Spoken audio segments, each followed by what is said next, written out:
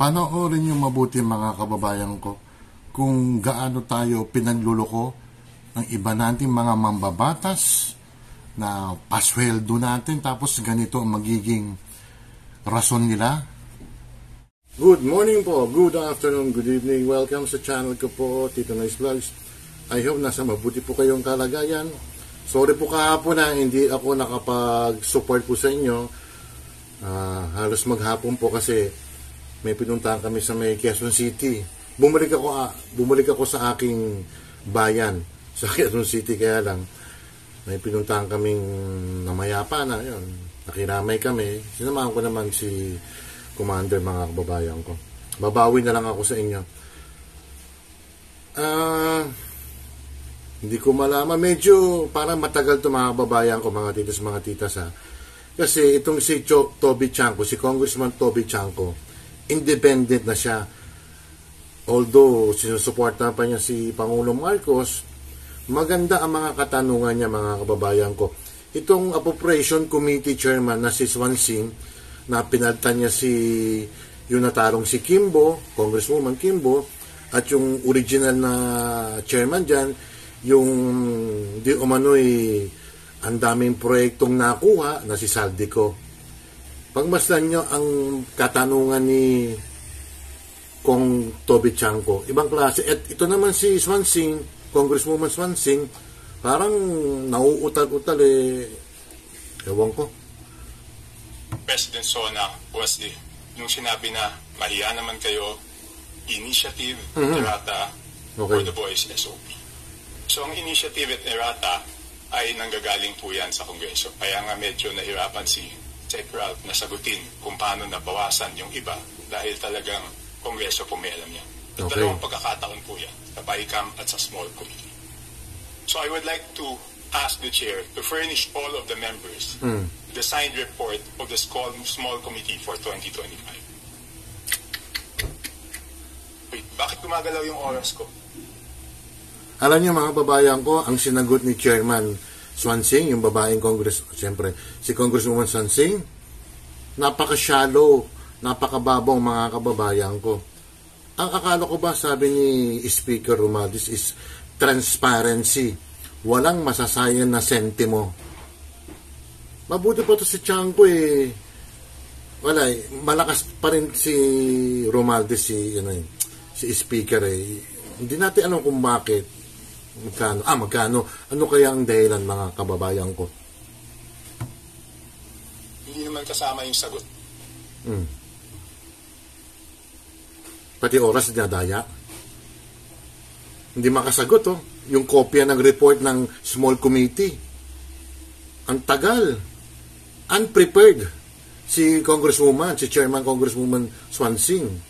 Kaya pinagluloko tayo ng mga ibang mga mababatas natin Where is the transparency? Tinan mo, ini-inquire pa niya sa mga staff ng Kongreso, yung Secretary General.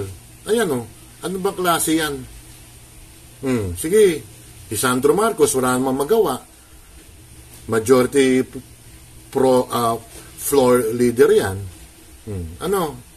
Tamemi kayo. Ganyan ba mga binobotong mambabatas? Thank you very much, Representative Chanko. The request will be put under consideration and we will let you know pumayag. If it's possible to... Madam Chair, why should it be put under consideration? This is of public record. This is in accordance with our rules. That all committee reports must be given to all members.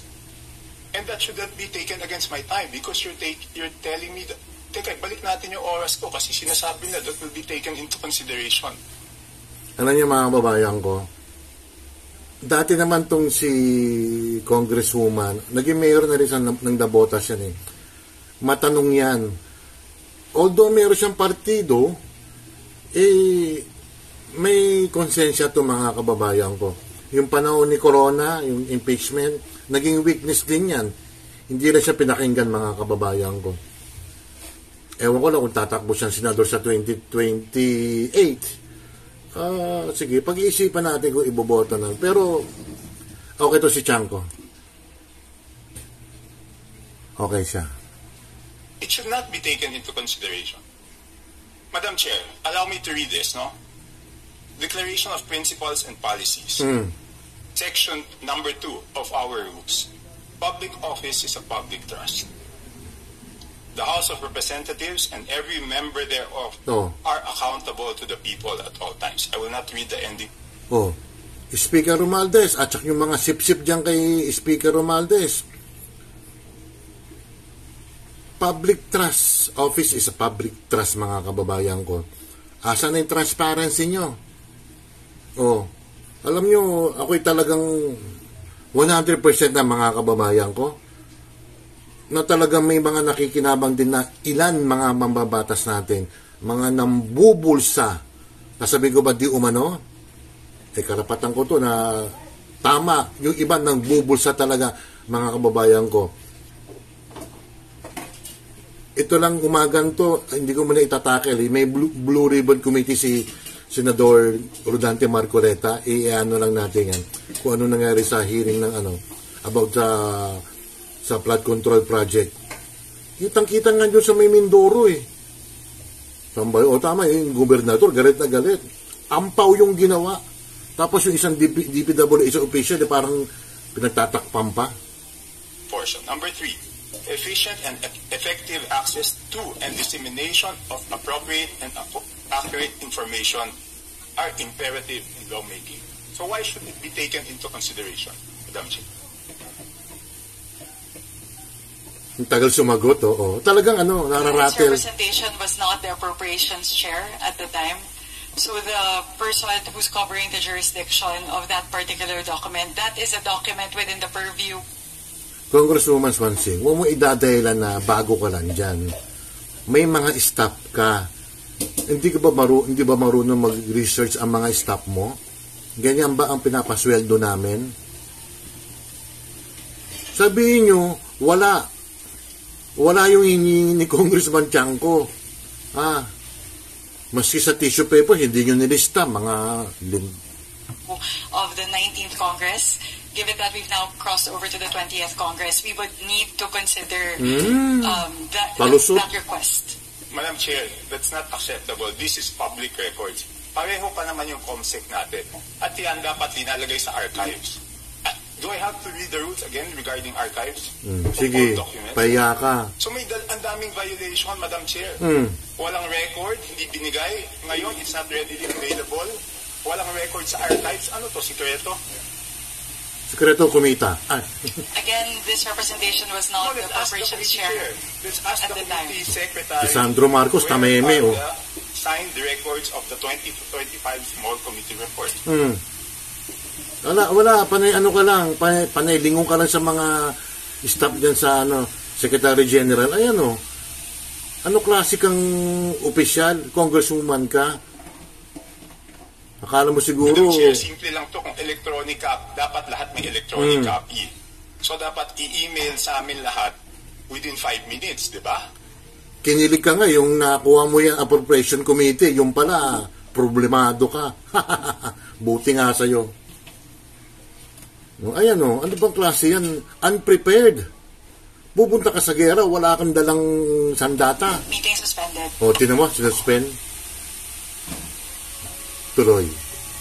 Sus, may taho pa. So, Madam Chair, starting Wednesday, tatanungin natin yung mga departamento paano nila ginastos yung budget nila. Paano natin sila tatanungin kung paano nila ginastos yung budget nila. Kung hindi natin alam paano sila nabawasan at paano sila nadagdagan. We will be able to scrutinize talagang palusot ka, Congresswoman. As well as the utilization of the different line items based on the 2025 performance. No. So this does not preclude us from doing that scrutiny. Meron ba o wala? We would have to look into the records. May I ask exactly what you are asking for?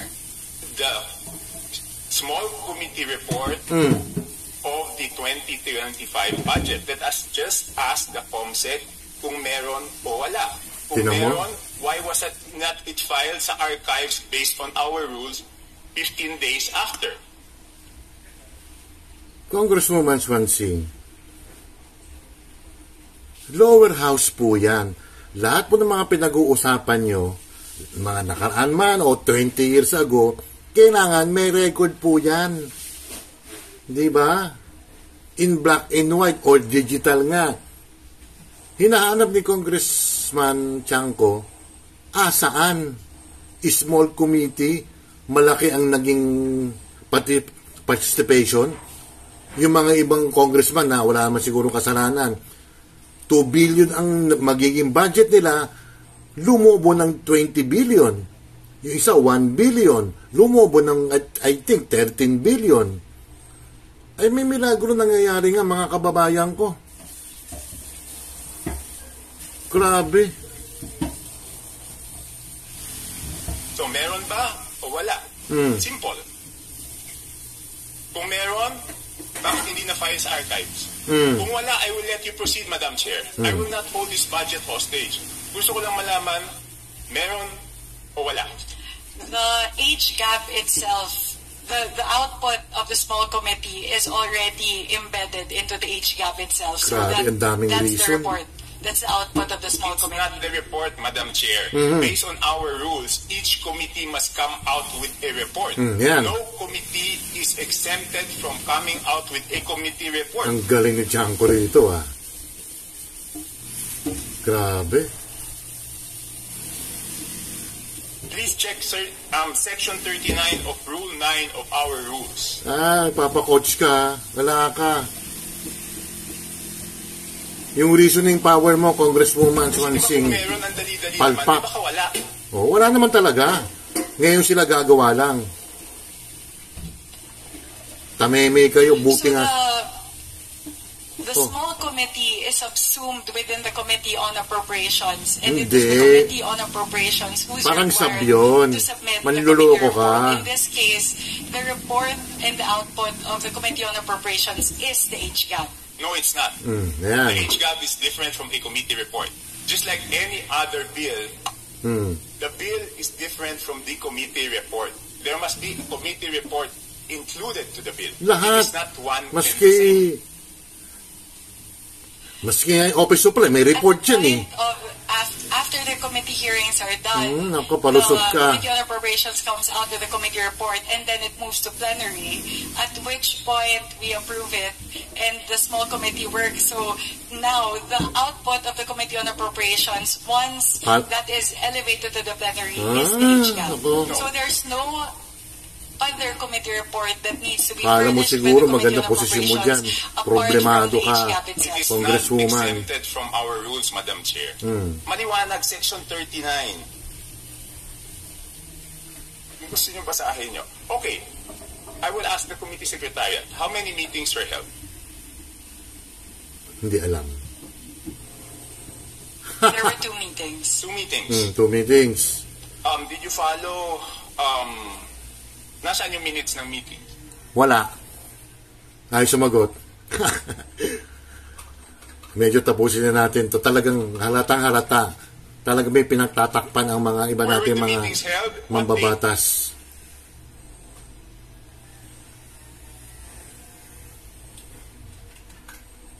Mga kababayan ko, si Congresswoman Herrera, ng BH, basta party list po siya.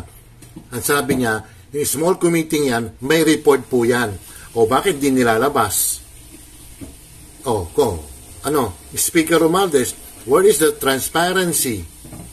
Sige, pinagluloko nyo ang taong bayan. At iba naman mga taong bayan dyan ang papaloko, mga kakapal ng mga nyo, ginawa, kitang-kita na nga, may pinagtatakpan sila. Tapos yung ibang mga kasama natin, kababayan natin ng mga pro-Romualdez, mga pro-BBM, wala silang sinasabi. Takipan yan, mga kababayan ko. Hanggang doon na lang, mga kababayan ko. Talagang tuloy-tuloy yan. Kailangan may managot dyan, mga titos, mga titas. Iposisyon yan or pro-Romualdez yan. Dapat hindi na tayo pumayag sa mga pinaggagawa nito Harap-harapan tayong niloloko, mga babayan ko. Paki-like lang, share, and subscribe po. Shoutout sa mga kaibigan ko dyan Babawi na lang ako sa inyo. Salamat po, ingat. Bye.